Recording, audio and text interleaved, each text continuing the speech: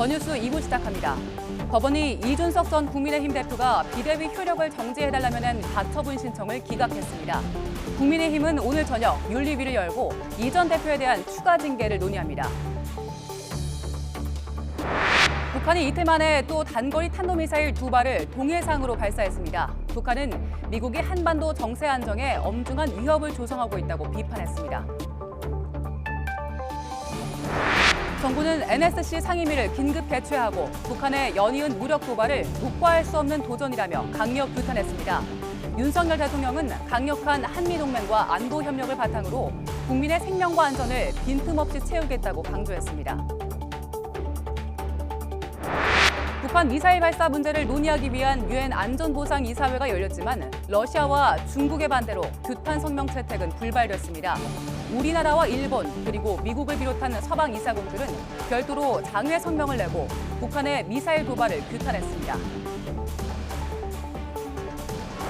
윤석열 대통령은 감사원 사무총장과 대통령실 국정기획수석 간의 문자 메시지를 두고 업무 관련일 것이라며 독립성 논란에 선을 그었습니다. 그러나 더불어민주당은 감사원과 대통령실의 유착으로 규정하고 국기문란이라며 맹비난했습니다. 정부가 여성가족부를 폐지하고 주요 기능을 보건복지부와 고용노동부로 옮기는 정부조직 개편안을 발표했습니다. 재외동포청을 신설하고 국가보훈처는 두 단위로 승격하는 내용도 포함됐습니다. YTN 김영수입니다.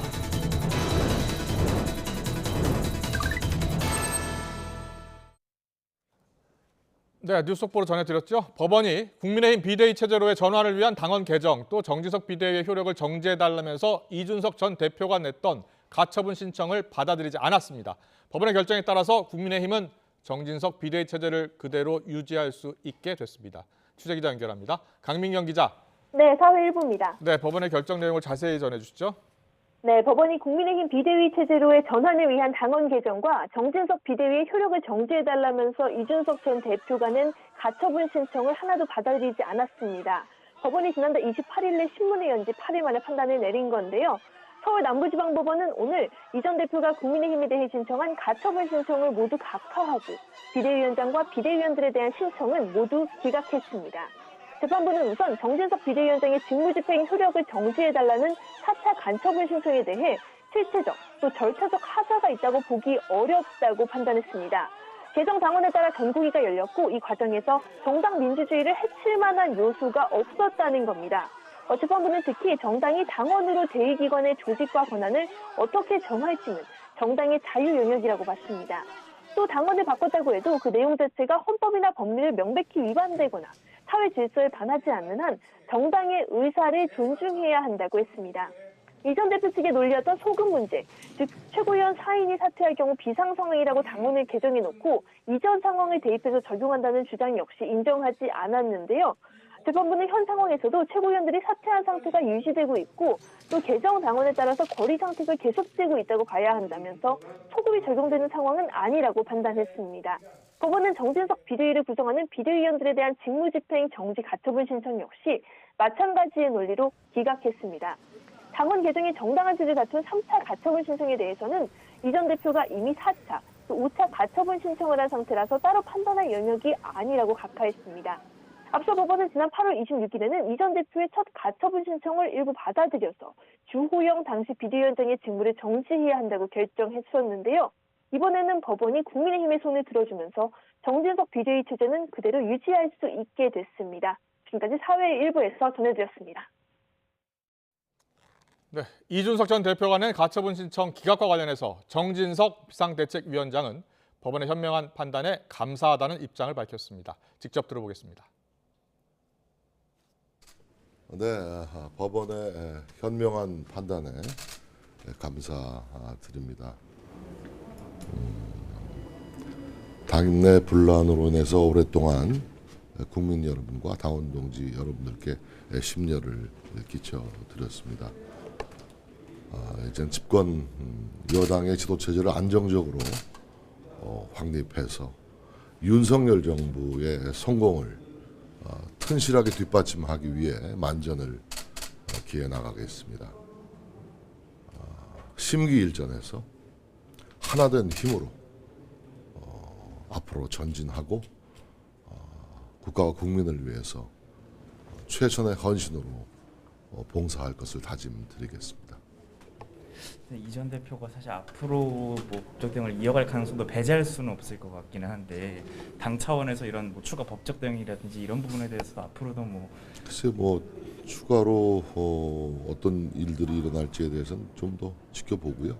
그때 가서 일단 뭐 여러 가지 당내 지도 체제의 혼란이 정리가 됐기 때문에 이건 안정적인 지도 체제를 구축하고 확립해서 이제 집권 여당으로서의 책무를 수행하는데 모든 노력을 다 하겠다. 네, 더 정치 시작하겠습니다. 유병호 감사원 사무총장이 이관섭 대통령실 국정기획수석에게 보낸 문자 메시지가 유출되면서 파문이 확산하고 있습니다. 핵심은 독립기관인 감사원이 감사 대상인 대통령실에 해명 자료가 나간다는 업무 내용을 알리는 게 과연 적절하느냐에 있습니다. 야당은 총공세에 나섰습니다. 감사원이 정권의 사냥개를 자처한 것이라면서 대통령실과 감사원의 유착은 국기문란 사건이라고 비난했고 감사원장과 유병호 사무총장의 사퇴를 촉구했습니다. 여당은 현재 감사원장이 문재인 정부에서 임명된 사람이라면서도 구체적인 답변은 피했습니다. 안철수 의원은 서해 공무원 피격 사건 감사는 문재인 전 대통령이 떳떳하다면 조사를 마다할 이유가 없지 않느냐고 맞받았습니다. 윤석열 대통령은 오늘 감사원의 업무 관여는 불가하다면서 개입설을 일축했습니다. 감사원과 관련해선 이틀 전 발언도 있었죠. 오늘 발언과 차례로 듣고서 더 정치 풀어가겠습니다. 감사원은 헌법기관이고 대통령실과 독립적으로 운영되는 그런 기관이기 때문에 거기에 대해서 대통령이 뭐라고 언급하는 것은 적절하지 않은 것 같습니다. 기사를 얼핏 보기에는 역시 그것도 하나의 정부의 구성이기 때문에 아마 무슨 뭐 보도에 드러난 언론 기사에 나온 뭐 이런 그 업무와 관련해가지고 그 어떤 문의가 있지 않았나 싶은데 거기에 굳이 그 정도 관여할 만큼의 시간적 여유도 저는 없는 것으로 생각합니다. 네, 국정감사 사흘째입니다. 하루도 바람잘 날이 없는 것 같습니다. 오늘도 여야가 국회 상임위 곳곳에서 설전을 벌이고 있고요. 조금 전 속보로 전해드렸습니다만 이준석 전 국민의힘 대표가 제기했던 정진석 비대위 효력정지 가처분 신청은 기각이 됐습니다. 오늘의 전국 현안은 조혜진 국민의힘 의원, 고민정 더불어민주당 의원과 함께 풀어보겠습니다. 어서 오십시오. 안녕하세요. 네, 반갑습니다. 네, 반갑습니다. 어서 오십시오. 네. 자, 감사원이 지금 며칠째 화제입니다. 제가 앵커 리포트로 간단히 정리를 해드렸는데 자, 유병호 감사원 사무총장의 문자가 또 언론에 의해서 유출이 됐습니다. 먼저 윤 대통령의 출근길 발언은 어떻게 들으셨어요? 조금 전에도 보니까 네. 대통령이 언급하는 것은 적절치 않다라고 말씀하셨는데 굉장히 무책임한 발언이라고 생각하시고요. 예. 사실 대통령께서 그 말씀 중에 감사원은 독립된 기관이기 때문에 대통령실과 뭔가 관계 있는 건 법에 맞지 않다라고 예. 말씀을 하셨습니다. 어떻게 보면 원론적인 답변입니다. 예. 하지만 또 정답을 말씀하셨기 예, 때문에 예. 지금 대통령실과 감사원이 유착된 것으로 보이는데 이것이 밝혀지는 대로 당연히 이제 법적 조치를 받아야 되는 것이고요. 예. 다만 증거인멸의 우려 등이 있기 때문에 지금 즉각적으로 구속수사 등의 방법을 통해서라도 빨리 조치가 필요한 것이 아닌가 생각이 듭니다. 네, 오늘 유병호 감사원 사무총장의 문자를 다시 한번 보겠습니다. 오늘 또 제대로 해명 자료가 나갈 겁니다. 자, 그래픽 좀 보여주세요. 무식한 소리 말라는 취지입니다. 이런 문자를 이관섭 대통령실 국정기획수석에 저렇게 보냈습니다. 조혜진 의원님, 예. 저런 문자가 감사원 소무총장과 청와대 수석실에 왔다 갔다 하는 것은 적절한 겁니까? 예, 저는 자연스럽고 당연한 거라고 생각합니다. 예. 감사원하고 뭐 청와대 수석실뿐만 아니라 청와대 수석실하고 다른 기관도 마찬가지고 또 기관끼리도 예. 부처끼리도 그 국정 현안에 대해서 서로 문의할 수 있고 답할 수 있고 네. 그렇게 할 수 있는 것이고 지금 이제 공개되어 있는 거는 예. 유병호 총장의 답신 문자만 공개되어 있는데 네, 네. 그 답신 문자를 통해서 유출해 보면은 아마 이관섭 그 정책기획수석이 감사원이 그 서해 그 공무원 피살 사건 관련해 가지고 이 그 감사를 했는데 그 감사한 것이 이 그 적법하다 아니다는 논란이 있는 것 그랬죠. 같다. 그러니까 그런 논란을 야당이 제기를 했습니다. 감사위원회에 의결이 있어야 되는데 의결 없이 했다. 그러니까 그게 옳지 않다는 야당의 주장이 있고 그렇지 않다. 그거 할 수 있는 일이다라는 주장이 있는데 어느 게 맞으냐라고 이제 아주 구체적으로 물어봤으면 그렇게 물어봤을 겁니다. 어느 게 맞으냐 이렇게 물어봤을 거고 아니면 그냥 이런 논란이 있는데 감사원 입장이 뭐냐라고 물어봤을 둘 중에 하나에 있을 거라고 저는 생각이 들어요. 여러 채널이 있을 것 같은데요. 사무총장과 지금 유병호 감사원 사무총장은 이제 실세로 통하잖아요. 감사원 사실상 실세다라는 얘기 많이 하는데 국정기획수사과가 바로 이렇게 문자로 주고받는 게 적절하다는 게 좀 그러니까 감사원의 입장을 제대로 대변할 수 있는 사람에게 물어봐야 되는 것이거든요. 뭐 하위 그 기관의 직급에 있거나 또는 뭐 감사위원이거나 이런 분들한테 물어보면 잘 모른다고 이야기할 수도 있고 뭐 책임 있는 답변을 못할 수도 있기 때문에 감사원의 공식적인 입장을 물어보려면 결국 감사원장 아니면 사무총장 두 분한테 물어봐야 될 텐데 감사원장한테 물어보는 거는 좀 또 격이 또 안 맞을 수도 있고. 또 그래서 사무총장에게 물어본 것 같다. 그렇죠. 실무적인 부분은 사무총장이 책임자이기 때문에 그렇게 물어본 것 고민정 같습니다. 의원님이 이제 청와대에 계셨으니까 한번 여쭤볼게요. 청와대에서는 청와대에서 과거 이제 감사원하고 의사소통을 할 때 주로 어떻게 했는지도 궁금하고요. 이게 이런 식으로 사무총장하고 직접 연결을 주고받기도 했었나요? 굉장히 중요한 대목을 빠뜨리셨는데 감사원과 대통령실의 관계는 일반 정부 부처하고는 다릅니다. 대통령실도 감사원으로부터 감사를 받습니다. 그렇죠. 그렇기 때문에 서로 이제 견제를 해야 되는 곳이죠. 그런데 마치 정부 부처의 부처 간의 업무 협력 관계인 것처럼 말씀하시는 거는 굉장히 잘못 해석하고 계시다는 부분이고 또 하나는 발언을 좀 해석을 보면 오늘 또라고 하셨습니다. 그 얘기는 이러한 문자나 혹은 서로 협의했던 게 한두 번이 아니라는 사실이고요. 또 하나는 무식한 소리라는 발언을 하셨는데 어떤 감정적인 공감대도 형성돼 있는 것이다. 그러므로 대통령실과 감사원이 단순하게 업무에 대해서 궁금해서 묻고 답하는 관계도 넘어서서 이 사건에 대한 감정적 공유까지도 함께 하고 있기 때문에 훨씬 더 심각한 사안이다라고 보는 겁니다. 오늘 민주당 법사위원들은 이 국기문란 사건이고 또 사무총장 구속 수사를 해야 한다 이렇게 강경하게 입장을 밝혔습니다. 이와 관련한 수사, 공수처의 수사가 필요하다고 보십니까? 네, 앞서 말씀드린 것처럼 증거인멸의 우려가 있기 때문에 지금 당장 핸드폰 안에 있는 많은 자료들을 삭제할 수도 있는 우려도 있지 않겠습니까? 그래서 압수수색이라는 수사도 하는 것인데 지금 당장 이런 눈에 보이는 증거가 드러났음에도 불구하고 아무런 조치를 하지 않겠다는 것은 묻어두고 가겠다라는 저희로밖에는 보이지 않기 때문에 오히려 대통령실이 감사원의 독립성을 인정해주고 그들과 대통령실이 유착되지 않았다라는 걸 보여주기 위해서라도 명확하게 수사에 대한 입장을 더 강하게 대통령실이 밝히셔야 된다고 생각합니다. 알겠습니다. 고민정 의원께서는 다른 조직과 다르다. 감사원은 일반 다른 부처하고 다르게 감사원은 대통령실도 감사할 수 있는 독립적인 헌법기관이다. 그래서 부적절하다 이런 생각이거든요.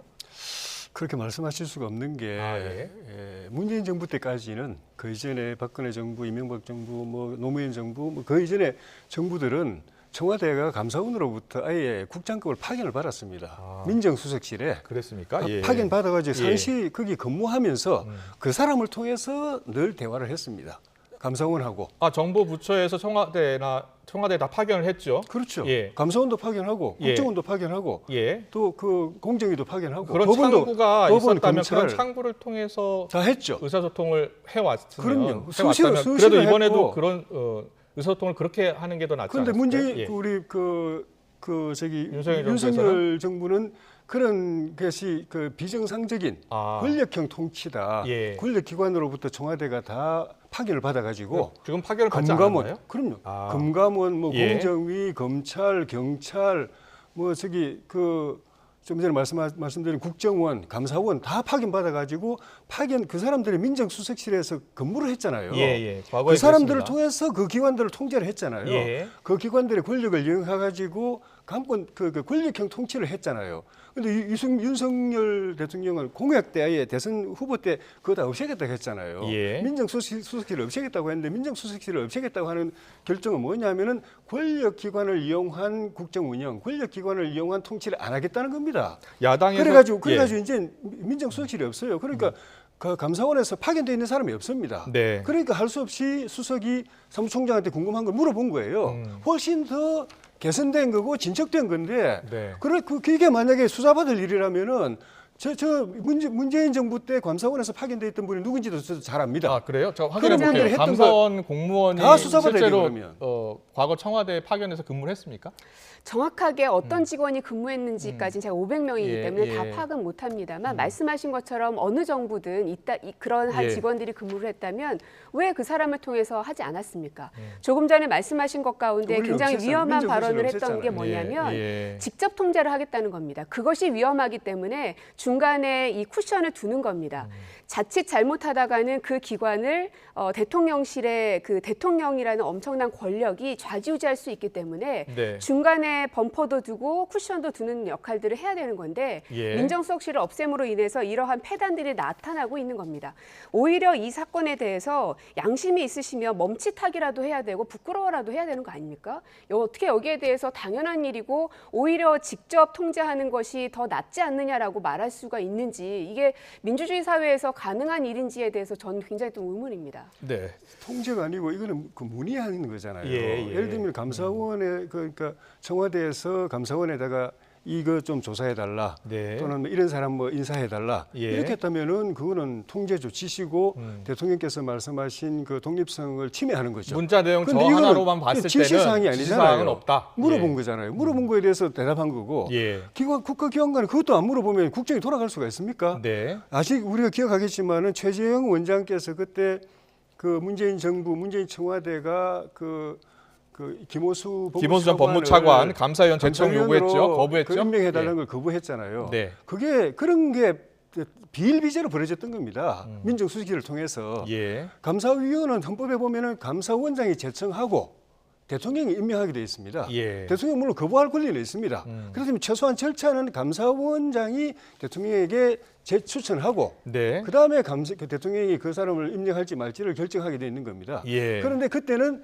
아예 청와대에서 헌법과 법률을 어겨서 사람 콕 찍어가지고 이 사람 감사위원으로 임명해달라. 그리고 임명 제청서를 청와대로 역으로 거꾸로 보내달라. 예. 그런 그 형식을 취해달라. 요식 행위를 밟아달라고 그랬는데 그건 헌법에 위반되기 때문에 예. 우리 그 헌법주의 원칙주의자인 우리 최재형 원장께서 그건 옳지 않다. 감사원장 우리는 그 추천하는 건 어디까지 감사원장이 하는 거고 예. 그게 헌법과 법률이 규정하는 거고 우리가 추천할 때니까 싫으면 안 받은 안 받는 까지는 할 수 없다. 네. 그런데 아예 청와대에서 문재인 정부에서 딱 사람을 찍어가지고 이 사람을 임명해달라. 그리고 그런 사람을 추천서를 보내서 청와대로 보내달라. 네, 이렇게 말한 거는 그랬죠. 잘못됐다. 그런 일이 비일비재에 벌어졌기 때문에 그런 겁니다. 그래서 네. 민정수석을 없앤 거고. 어느 정부이든 간에 대통령실과 감사원의 유착을 해서는 안 되겠죠. 그건 그럼요. 뭐 예. 사실이고요. 조금 전에 네. 이렇게 하지 않으면 국가가 돌아가겠냐 하셨는데 지금 윤석열 정부의 가장 큰 문제점 중 하나가 무능이지 않습니까? 그것은 국가의 시스템이 제대로 돌아가지 않고 있다는 뜻이기도 합니다.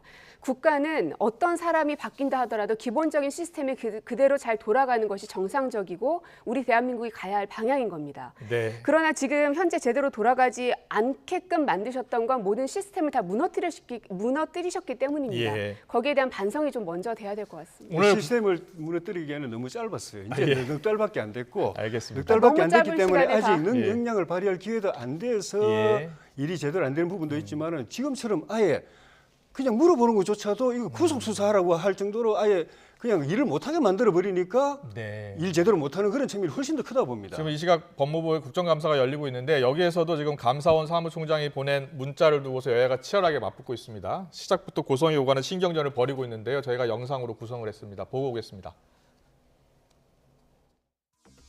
어제 그 유병호 감사원 사무총장이 대통령실 국정기획 수석 비서관에게 보낸 문자가 공개가 되었습니다. 전체적인 내용이 지금 오늘 국정감사와 관련이 없다고 판단됩니다. 관련된 겁니다. 끝까지 들으십시오. 목청 높이지 마십시오. 본인 때문에 위원장님 때문에 말을 못한 거 아닙니까? 김남국 의원님, 못한 거 아닙니까? 김남국 의원님, 위원장님, 본인이 발언한 내용 되짚어 보십시오. 위원장님 그게 오늘 이 자리에 맞습니까?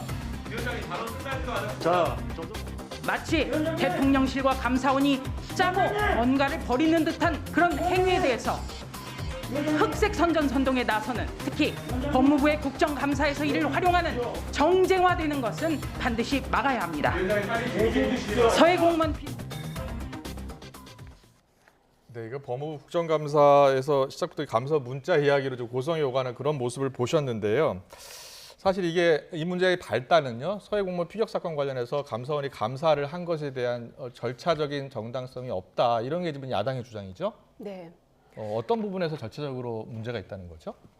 지금 사실 이제 감사원에서 예. 그 대통령에 대한, 이게 문재인 대통령에 대한 서면 조사를 요청한 바가 있었습니다. 그렇죠. 다시 걷어들이기는 했지요. 예. 그것도 왜 그렇게 요청을 했다가 다시 걷어들였는지에 대해서도 따져 물어야 될 부분이고요. 예. 그리고 감사원이 그렇게 할 만큼의 권한이 있는가에 대해서도 한번 물어봐야 될 전직 대통령에 부분이고요. 대한 감사 서면 조사 권한이 있느냐? 네. 그러니까 전직 대통령 민간인은 괜찮은가? 공무원만 해야 되는 건 아닌가? 여기에 대한 논란도 좀 있고. 예.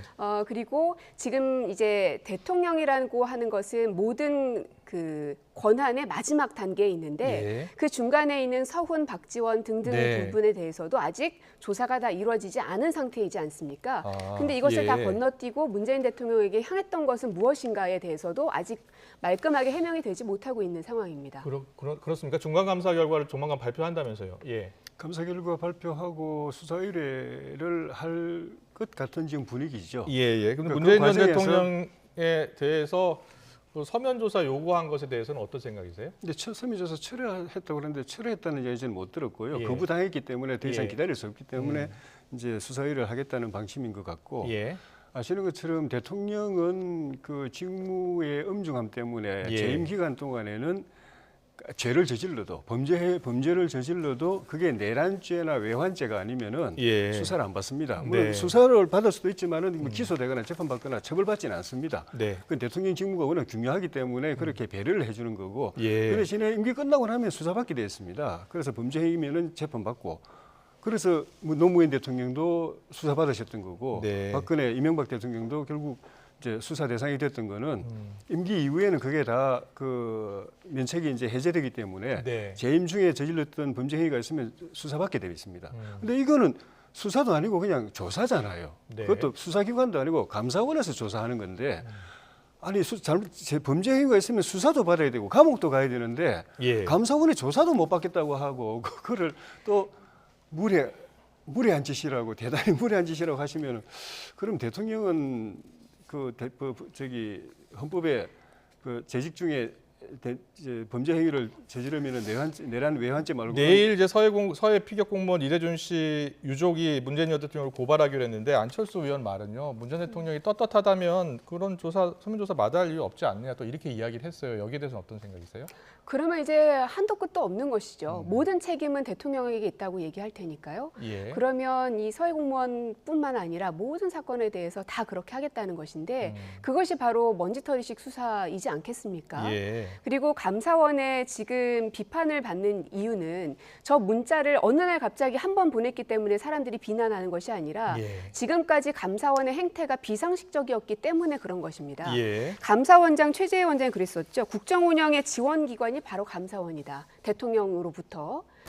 최재해. 네네네. 감사원장. 최재해 감사원장이 예. 국정 운영의 지원 기관이다. 감사원은. 얼마 전에 그렇게 답변해서 논란이 됐죠. 맞습니다. 예. 예. 그러니까 이 감사원의 본분이 무엇인지도 망각한 채 네.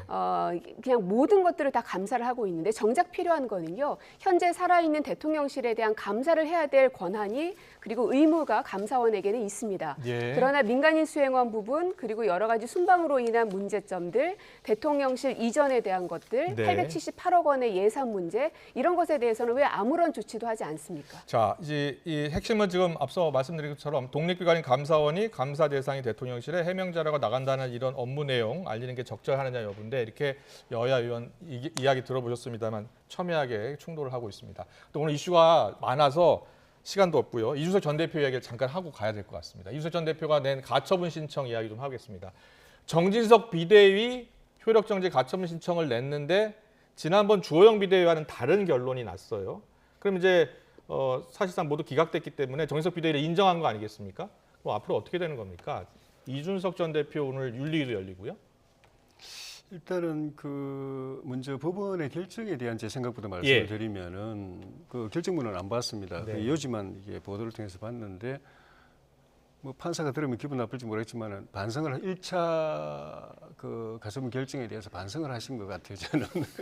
국민의힘 입장에서요? 아니요, 저 입장에서. 예. 그때 저 1차 결정문 보고 제가 하도 화가 나가지고 10개 그 자리에서 바로 결정문에 10개 문제점 해가지고 10개를 정리해서 그 언론에 이제 배포를 한 적이 있는데 말도 안 되는 결정을 내린 거예요. 비상 상황이라는 규정을 자체적으로 해석해서 민주주의 원칙에 반한다 이렇게 결론을 냈잖아요. 그럼 이제 비상 상황에 대해서 명확히 그래서 국민의힘이 새롭게 당원을 개정했고요. 그래서 인용한 거 기각한 거 아닐까요? 그렇게 했더라고요. 그런데 본인이 그 1차 가처분 결정을 그대로 유지할 생각이었다면은 또 방법은 있습니다. 지난번처럼 그렇게 저는 궤변이라고 봤는데 그런 논리를 구성해가지고 예를 들면은 이준석 대표 쪽에서 주장했던 그 소급표, 소급 금지 그걸 적용한다든지. 잠시만요. 지금 속보가 들어왔는데 이준석 전 대표 입장이 나왔네요. 네, 잠깐 전해드리겠습니다. 앞으로 더 외롭고 고독하게 제 길을 가겠습니다. 그리고 때로는 허탈했지만 사명감 갖고 권력에 맞서 왔습니다. 또 의기 있는 훌륭한 변호사들과 법리를 갖고 외롭게 그들과 다투었는데 앞으로 더 외롭고 고독하게 제 길을 가겠습니다라고 페이스북에 글을 올렸는데요. 이 글을 보면 고독하게 제 길을 가겠다 이런 표현이 들어가 있어요. 오늘 윤리위의 결정이 지난번보다 더 강도 높은 결정이 나올 것 같다. 그러니까 뭐 일각에서는 제명 이야기도 나오더라고요. 맞습니까? 윤리위가 그 2차 징계 심의를 소집을 했잖아요.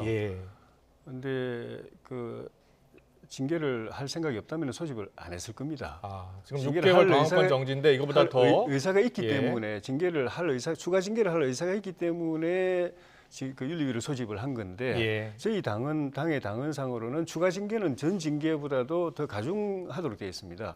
전 징계가 당원권 정지였기 때문에 그 가중되는 거는 일단 제도 자체만 보면은 제명밖에 없습니다. 그러니까 탈당 권유가 있지만 탈당 권유가 제명하고 거의 똑같거든요. 그렇군요. 그러니까 결과적으로는 제명으로 갈 가능성이 많다고 다들 추측하고 있었고 또 이제 가처분 기각까지 각하 기각까지 나왔기 때문에 그런 쪽으로 갈 가능성이 야당 많죠. 의원은 이 지금 여러 이준석 전 대표의 가처분전이 기각되고 또 지금 오늘 윤리위에 또 중대한 결정, 그러니까 제명까지도 나올 것 같다라는 이야기가 나오고 있습니다. 전체적으로 야당 의원입니다만 어떻게 보고 계세요? 참 슬프기도 하고 좀 착잡하기도 하고 그렇습니다. 왜냐하면 이번 두 번째 윤리위 같은 경우는 양두구역과 같은 그런 발언에 대한 문제를 징계 이유로 삼은 거잖아요. 대통령께서는 국회를 향해서 욕설을 했음에도 불구하고 아무런 사과조차도 안 하고 사과를 요구하지도 않으시면서 당의 대표였던 하지만 또 청년의 정치를 대표했던 사람에게는 그 발언을 가지고 이렇게 하는 것이 과연 맞는 것인가. 글쎄요. 국민들이 이 사실을 어떻게 바라보고 판단하실지가 궁금합니다. 저도. 자, 이준석 전 대표의 입장까지 나왔습니다. 일단 앞으로 더 외롭고 고독하게 자신의 길을 가겠다라고 했는데요. 일단은 오늘 저녁 윤리위의 결정이 어떻게 나올지 관심이 가는 대목이고요. 오늘 정치권 이슈는 시간이 많지 않아서 여기서 마쳐야겠습니다. 지금까지 정우편하는 조혜진 국민의힘 의원, 고민정 더불어민주당 의원과 함께했습니다. 잘 들었습니다. 감사합니다. 고맙습니다. 감사합니다.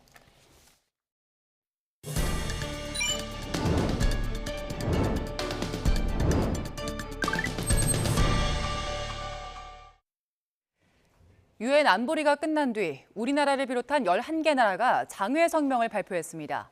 안보리 결의를 어긴 북한의 미사일 발사는 국제사회 전체에 위협이 될 거라고 경고했습니다. 류재복 기자의 보도입니다.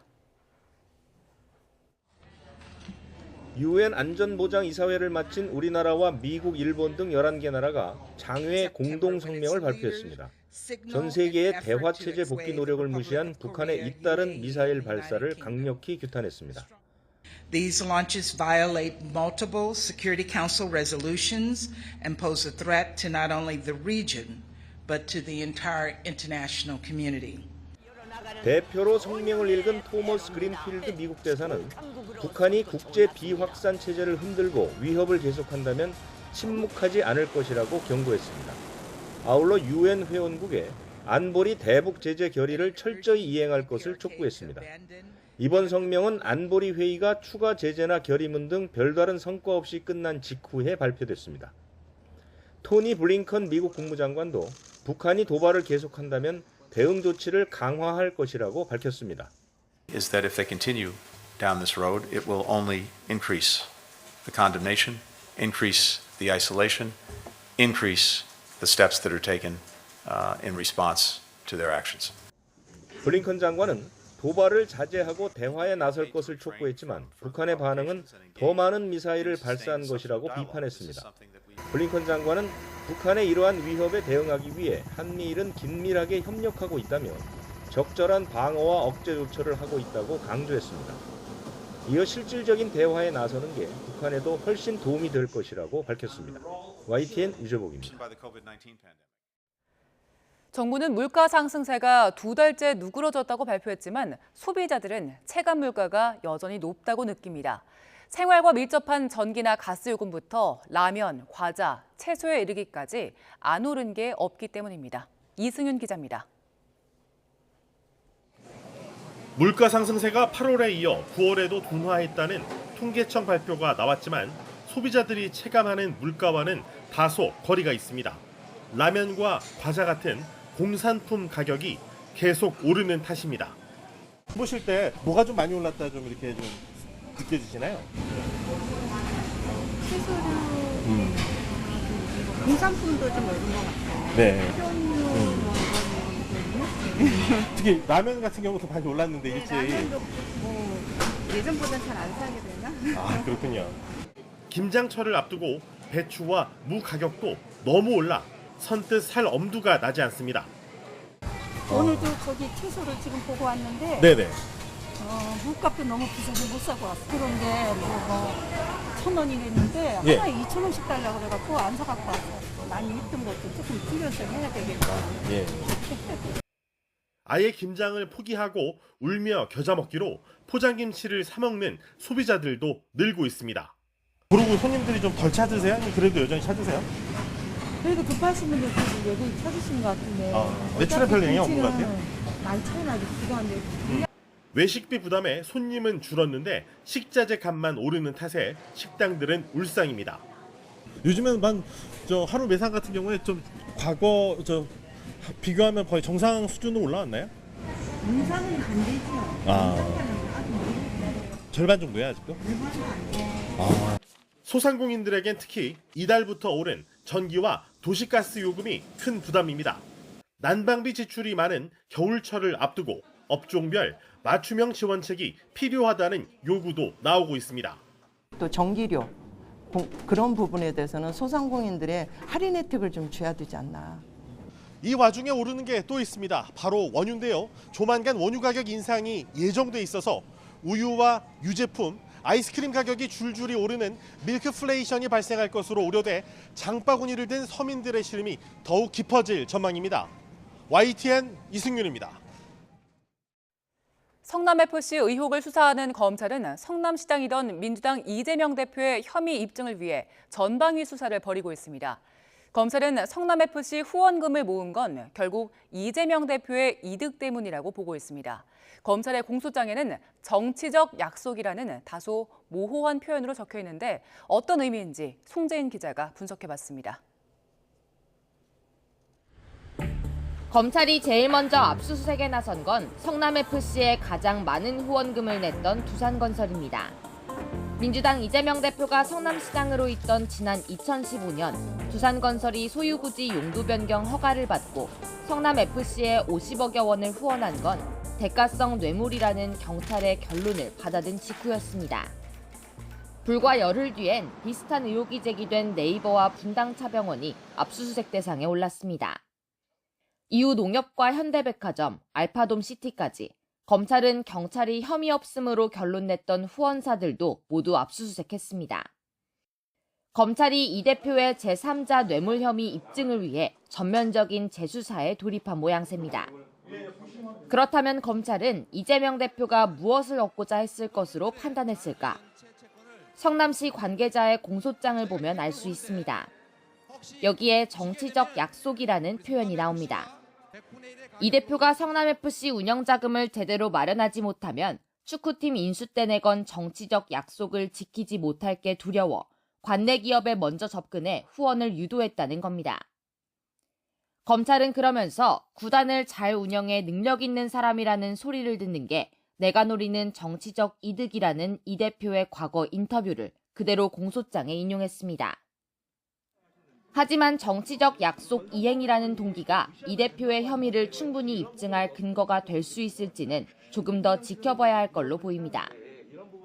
선출직 시장인 만큼 공약을 제대로 실현해 긍정적 평판을 얻는 게 이 대표에게 이득이 될 수 있지만 이재명 사익이 아닌 성남시의 공익으로 본다면 혐의 입증이 쉽지 않다는 지적도 나옵니다. 정치적 약속이라고 하는 건 결국은 성남시의 공적인 이익이잖아요. 그거를 이제 결국 그 공익으로 볼 거냐 사익으로 볼 거냐로 따질 수도 있겠지만 어쨌든 성남시가 공적으로 이익을 얻은 건데 과연 될 수 있을까 의아해요. 실제 검찰 역시 성남FC 후원금이 이 대표 쪽으로 흘러가 유용된 정황은 아직 포착하지 못했습니다. 검찰은 후원금 유치 과정부터 용처, 측근 성과급 지급 과정까지 전반을 들여다볼 계획이지만 이 대표가 재판에 넘겨지더라도 혐의를 둘러싼 치열한 법리 다툼이 예상됩니다. YTN 송재인입니다. 최근 마약 범죄가 급증하고 있는데 재범을 막기 위한 치료병원은 턱없이 부족한 걸로 나타났습니다. 마약 사범이 가장 많은 서울의 경우 병상이 단 2개뿐입니다. 안동준 기자의 보도입니다. 14만 명이 투약할 수 있는 대마와 마약을 유통한 일당이 경찰에 야산에서 붙잡혔습니다. 대마를 키워 마약으로 가공한 뒤 클럽 등에 판매한 일당이 경찰에 붙잡혔습니다. 최근 하루가 멀다 하고 전해지고 있는 마약류 사범 검거 소식. 실제로 마약류 단속 건수는 지난 7월 기준 작년 같은 기간보다 12% 넘게 늘었고 덩달아 마약 중독 환자 수 역시 최근 5년간 32%로 가파르게 증가했습니다. 하지만 정작 마약류 범죄에서 재범을 막기 위해 중요한 중독 치료보호시설은 턱없이 부족한 것이 현실입니다. 전국에서 마약 단속 건수가 가장 많은 서울은 치료보호 실적이 단 2건에 불과합니다. 서울에 있는 전담 치료기관은 단 2곳에 불과한데 그마저 한 곳은 검사 외에 치료는 하지 않고 다른 한 곳은 병상이 2개밖에 없습니다. 이렇다 보니 갈 곳 없는 수도권 마약류 중독 환자들은 인천에 있는 지정병원에 몰릴 수밖에 없습니다. 마약류 중독자들이 치료를 받을 수 있는 곳이 없어요. 마약류 중독자를 제대로 치료할 수 있는 경험과 지식과 시스템을 갖춘 의료기관이 전무하다고 보시면 돼요. 이렇게 치료기관 공백이 생긴 건 마약류 치료를 할수록 병원의 손해인 구조 때문입니다. 현행법은 마약류 중독자가 지정병원을 방문해 치료보호를 의뢰하면 지자체 심의위 승인을 거쳐 최대 1년간 무상치료를 받을 수 있습니다. 치료를 끝낸 의료기관이 병원비를 청구하면 지자체와 복지부가 병원비를 반씩 부담하지만 예산이 부족해 돈을 받지 못하는 경우도 있습니다. 실제로 2018년까지 서울을 비롯해 전국에서 가장 많은 마약류 중독자를 치료했던 강남 을지대병원은 미수금 누적으로 경영이 악화해 치료병원 지정을 해제했습니다. 마약 중독이 치료가 될 수 있나라는 것 자체를 모르기 때문에 치료를 받을 기회가 없는 거예요. 이런 친구들을 위해서 입소 시설도 굉장히 많이 늘려야 돼요. 마약류 중독자 치료보호만 잘 돼도 재범률을 낮추는 데 효과를 볼 수 있을 거란 지적이 나옵니다. 결국 궁극적으로 마약 사범, 마약 관련된 우리 사회의 어떤 문제를 줄이기 위해서는 더 많은 예산을 투자해서 보다 체계적으로 상담하고 치료할 수 있는 기관의 수를 필요한 지역에 맞게 늘려나가고 관리해가는 것이 굉장히 근본적인 대책일 거다. 마약류 범죄 단속뿐만 아니라 재발 방지를 위한 인프라 구축 등 적절한 치료 체계 마련이 필요해 보입니다. YTN 안동준입니다. 경찰차는 출동과 수사 등 부득이한 사유에 한해서 교통법규 위반에 대한 과태료를 면제받습니다. 그런데 이런 위급 상황이 아닌데도 교통법규를 위반하는 이른바 딱지를 떼는 경찰 차량이 매년 증가하는 걸로 드러났습니다. 박정현 기자의 보도입니다. 지난 2월 서울 잠수교일대 도로입니다. 횡단보도와 보행자 신호에 초록불이 켜지자 다른 차들은 일제히 멈춰서는데 경찰차만 유유히 앞서갑니다. 확인 결과 당시 긴급 상황이 아니었는데도 신호를 무시한 채 주행한 거로 드러나 결국 과태료 처분을 받았습니다. 지난 3월엔 서울 관내 경찰서장 관용차가 끼어들기 위반으로 경찰 단속에 걸리는 일도 있었습니다. 도로교통법상 경찰차는 112 신고 출동이나 수사 등 업무 수행 과정에서 부득이하게 교통법규를 위반하는 경우 심의를 통해 과태료 처분을 면제받을 수 있습니다. 그러나 긴급 상황이 아닌데도 교통법규를 위반해 과태료 처분을 받는 건수가 지난해에만 3,700여 건이 넘었고 최근 5년 사이 48% 넘게 늘었습니다. 올해 8월까지 서울 관내에서 과태료 부과가 10건이 넘은 관서도 12곳이 넘습니다. 긴급하지 않는 상황에서 또 이 교통 위반까지 해가면서 이런 부분에 대해서는 아마 빨리 좀 조치가 좀 돼야 될 것 같고 우리 경찰 여러분들도 우리 시민 안전을 위해서 보다 철저하게 이런 부분에 있어서는 개선을 앞으로 해나가야 된다고 생각을 합니다. 부득이한 경우가 아닌 경찰의 교통법규 위반은 직간접적으로 시민들에게 피해를 줄 수 있는 만큼 경각심을 가져야 한다는 목소리가 나옵니다. YTN 박정현입니다.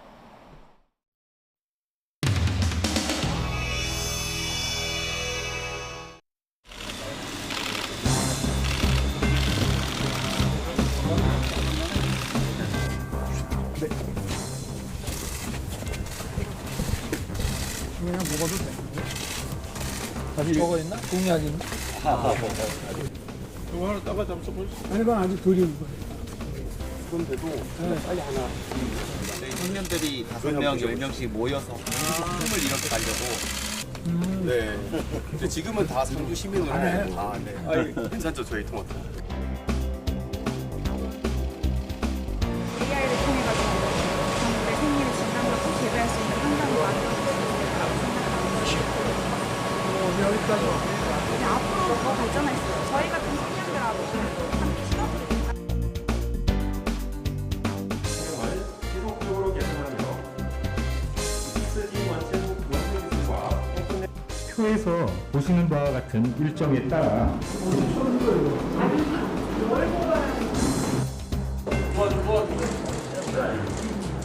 온라인 파일이 이제 아니 지금 이 파일이 아니 국정감사를 이렇게 부실하게 준비하시면 어떡해요? 장관 처음 해가는 거예요.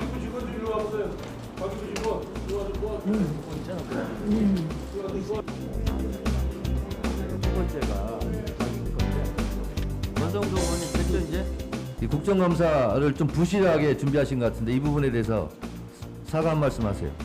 예, 파일을 너무 이렇게 찾기 어렵게 해서 의원님들을 불편하게 만들어서 대단히 이제 죄송하게 생각합니다. 저는 거야.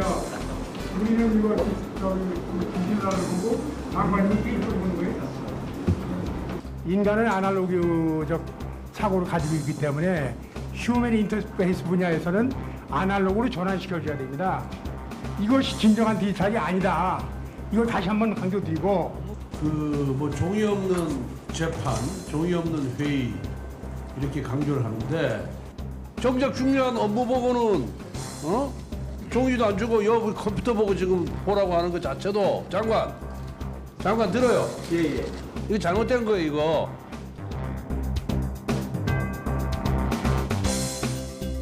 원하시는 의원님들께 배부해 주시기 바랍니다. 또 의원님들한테는 종이로도 제출하지 않고 또 컴퓨터 파일도 세계 최고 수준의 디지털 산업 경쟁력을 확보하고 전방위적인 디지털 혁신을 강력하게 추진할 계획입니다. 금융공공망의 운영 등을 통해 소액 예산에 대한 공적 저는 종이로 지금 돼 있어서 의원님들도 있는 줄 알았어요. 건이다. 근데 아날로그든 디지털이든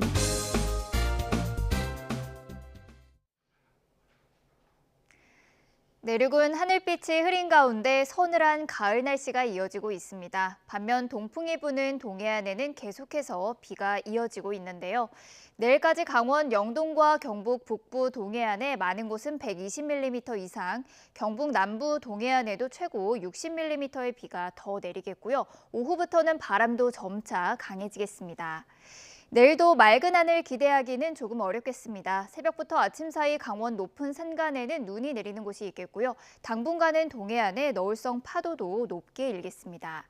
내일 아침 기온은 오늘과 비슷하거나 조금 더 낮겠습니다. 내일 서울의 아침 기온은 11도, 대전은 13도, 광주는 14도, 울산은 15도로 출발하겠고요.